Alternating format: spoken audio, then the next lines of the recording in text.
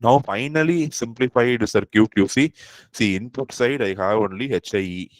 Output side I have this HFE into IC, and emitter is grounded. So you see the final simplified circuit. Base side I have HIE, collector side I have HFE into IB, and emitter side is grounded. So this is going to be the approximate H parameter model, valid for all configurations. It is valid for all configurations. Okay, and இங்க வந்து see this one is external. நான் add பண்றது, so I can remove it now. This is also what I am adding, so I can remove it now. So if you remove these two things, collector side பாருங்க, only HFE into IC, that is only the HFE into IB is remaining. Base side la only HIE is remaining. Emitter is grounded, correct? So that is what is drawn here. Base side la HIE, collector side la HFE into IB, and emitter side is grounded. So this is the simplified H parameter model, which you can use it for any configuration.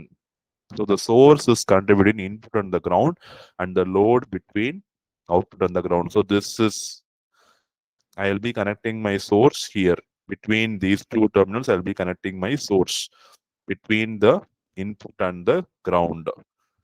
And output I will be measuring between the output and the ground. Output is collector. So I'll be measuring the output between collector and ground. Ground is going to be my emitter terminal.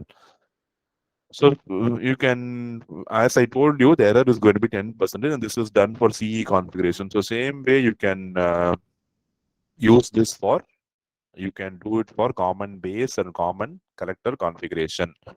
Okay, and remember this H parameter model is applicable only for one checkpoint is there. This H parameter model is applicable only for low frequency. I cannot use this H parameter for high frequency. It is a low frequency model.